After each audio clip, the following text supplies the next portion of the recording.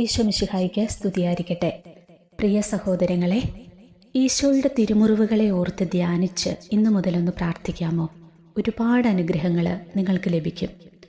ഈശോയുടെ തിരുമുറിവുകളോടുള്ള വണക്കത്തിന് നൂറ്റാണ്ടുകളുടെ പഴക്കമുണ്ട്. ഈ വണക്കം വെറും മാനുഷികമായി തുടങ്ങിയതല്ല എന്നതാണ് വാസ്തവം. തിരുവചനത്തിൻ്റെ അടിസ്ഥാനം ഈ വണക്കത്തിനുണ്ട്.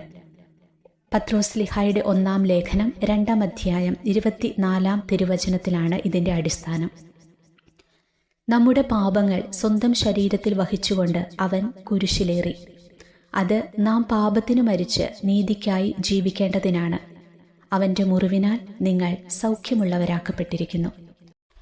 ഈശോയുടെ തിരുമുറിവുകളെ ധ്യാനിച്ചു പ്രാർത്ഥിക്കുന്നവരുടെ മരണസമയത്ത് ഈശോ പ്രത്യക്ഷപ്പെടുമെന്നും അവരുടെ പാപങ്ങൾ മായ്ച്ചു കളയുമെന്നും ഈശോ വാഗ്ദാനം നൽകിയിട്ടുണ്ട്.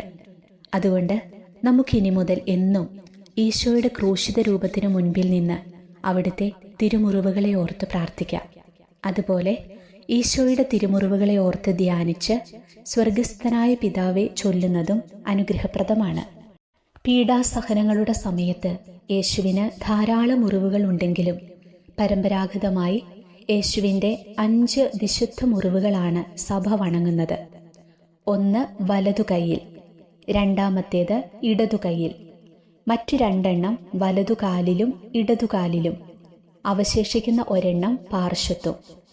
14-ാം നൂറ്റാണ്ടിൽ ജീവിച്ചിരുന്ന വിശുദ്ധ ജർദ്രൂദിന് കിട്ടിയ ദർശനമനുസരിച്ച് പീഡാസഹനത്തിൻ്റെ സമയത്ത് ഈശോയ്ക്ക് 5466 മുറിവുകളാണ് ഉണ്ടായത്. സ്വീഡനിലെ വിശുദ്ധ ബ്രിജീതയ്ക്ക് കിട്ടിയ ഒരു സ്വകാര്യ വെളിപാടനുസരിച്ച് ഈശോയ്ക്ക് 5480 മുറിവുകളാണ് പീഡാനുഭവ വേളയിൽ ഉണ്ടായത്. ഒരു ദിവസം 15 പ്രാവശ്യം സ്വർഗസ്ഥനായ പിതാവേ എന്ന ജപം പ്രാർത്ഥിച്ചാൽ ഒരു വർഷത്തിൽ 5475 ആകും. അങ്ങനെ ഈശോയുടെ തിരുമുറിവുകളുടെ ഓർമ്മയ്ക്കായി ദിവസവും 15 പ്രാവശ്യം സ്വർഗസ്ഥനായ പിതാവേ എന്ന് ചൊല്ലുന്ന രീതി വിശുദ്ധ ബ്രിജീതയ്ക്ക് ഉണ്ടായിരുന്നു.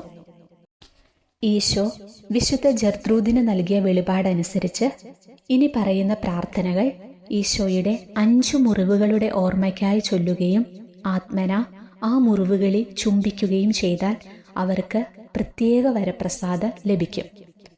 ഏതൊക്കെയാണ് ആ പ്രാർത്ഥനയെന്ന് നമുക്കൊന്ന് നോക്കാം. കുഞ്ഞു പ്രാർത്ഥനകളാണ്. ഒന്നാമത്തെ പ്രാർത്ഥന: യേശുവേ ലോകരക്ഷക, എന്നോട് കരുണയായിരിക്കണമേ. നിനക്ക് അസാധ്യമായി ഒന്നുമില്ലല്ലോ. നിസ്സാരനായ എന്നിൽ കാരുണ്യം വർഷിക്കണമേ. രണ്ടാമത്തെ പ്രാർത്ഥന: കുരിശു വഴിയായി ലോകത്തെ രക്ഷിച്ച ഈശോയെ, ഞങ്ങളെ കേൾക്കണമേ. മൂന്നാമത്തെ പ്രാർത്ഥന: ദൈവമാണ് എൻ്റെ ശക്തിയും മഹത്വവും, അവനാണ് എൻ്റെ രക്ഷ. നാലാമത്തെ പ്രാർത്ഥന: ഓ ഈശോയെ, എൻ്റെ പ്രിയ മണവാള, അളവില്ലാത്ത സന്തോഷത്തോടെ നിന്റെ ദൈവത്വം ഞാൻ വാഴ്ത്തുന്നു. എല്ലാ സൃഷ്ടികളുടെയും വാത്സല്യത്തോടെ ഞാൻ നിന്നെ ആലിംഗനം ചെയ്യുകയും നിന്റെ സ്നേഹത്തിൻ്റെ തിരുമുറിവുകളെ ചുംബിക്കുകയും ചെയ്യുന്നു. ഈശോയുടെ തിരുമുറിവുകളെ ധ്യാനിച്ചുകൊണ്ട് ഈ പ്രാർത്ഥനകൾ ചൊല്ലുന്നത് ഒത്തിരി അനുഗ്രഹപ്രദമാണ്.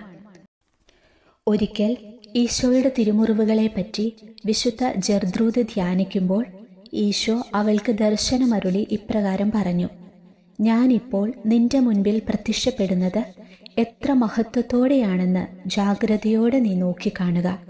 ഇതുപോലെ തന്നെ നിന്റെ മരണസമയത്തും ഞാൻ പ്രത്യക്ഷപ്പെടുകയും നിന്റെ പാപങ്ങളുടെ കര മായ്ച്ചു കളയുകയും ചെയ്യും. എൻ്റെ മുറിവുകൾ വണങ്ങുന്നവരെയും ഞാൻ ഇപ്രകാരമാണ് മരണശേഷം സ്വീകരിക്കുക. ഫ്രാൻസിസ് പാപ്പ മാർച്ച് 18 നടത്തിയ ത്രികാല പ്രഭാഷണത്തിൽ ഇപ്രകാരം പറഞ്ഞു: ഇതൊരിക്കലും നിങ്ങൾ മറക്കരുത്. കുരിശിലേക്ക് നോക്കുക, അതിനുള്ളിലേക്ക് നോക്കുക. അതിൽ ഈശോയുടെ 5 തിരുമുറിവുകളെയും പ്രതി ഓരോ സ്വർഗസ്ഥനായ പിതാവെ ചൊല്ലി പ്രാർത്ഥിക്കുന്ന മനോഹരമായ ഒരു ഭക്തി ഒളിഞ്ഞിരിപ്പുണ്ട്. നമ്മൾ ഓരോ സ്വർഗസ്ഥനായ പിതാവെ ചൊല്ലുമ്പോഴും യേശുവിൻ്റെ മുറിവിലൂടെ നാം അകത്ത് കയറി അവൻ്റെ ഹൃദയത്തിലെത്തുന്നു. അവിടെ ക്രിസ്തു രഹസ്യത്തിൻ്റെ വലിയ ജ്ഞാനം നമ്മൾ പഠിക്കുന്നു, കുരിശിൻ്റെ വലിയ ജ്ഞാനം. പ്രിയമുള്ളവരെ, ഇന്നു മുതൽ നമുക്ക് ഈശോയുടെ 5 തിരുമുറിവുകളെ ഓർത്ത് കുറഞ്ഞത് ഞാൻ ആദ്യം പറഞ്ഞ പ്രാർത്ഥനകളൊന്നും ചൊല്ലാൻ പറ്റിയില്ലെങ്കിലും ഈശോയുടെ 5 തിരുമുറിവുകളെ ധ്യാനിച്ചുകൊണ്ട് ഓരോ സ്വർഗസ്ഥനായ പിതാവേ എന്ന പ്രാർത്ഥന ചൊല്ലി നമുക്ക് ആ മുറിവുകളെ ആദരിക്കാം, ചുംബിക്കാം, നമുക്ക് ആ മുറിവുകളെ വണങ്ങാം. ഈശോയുടെ ഹൃദയത്തിൽ നമുക്കും സ്ഥാനം പിടിക്കാം. ഒരു കാര്യം നമുക്ക് മറക്കാതിരിക്കാം, ഈശോയുടെ തിരുമുറിവുകളെ ധ്യാനിച്ച് പ്രാർത്ഥിക്കുന്നവരുടെ മരണസമയത്ത് ഈശോ പ്രത്യക്ഷപ്പെടുമെന്നും അവരുടെ പാപങ്ങൾ മായ്ച്ചു കളയുമെന്നും ഈശോ വാഗ്ദാനം നൽകിയിട്ടുണ്ട്. ഇത് നമ്മുടെ മനസ്സിൽ എപ്പോഴും ഉണ്ടായിരിക്കട്ടെ. നമുക്കിന്നു മുതൽ ഈശോയുടെ ആ 5 തിരുമുറിവുകളെ ധ്യാനിച്ച് എന്നും നമുക്ക് പ്രാർത്ഥിക്കാം.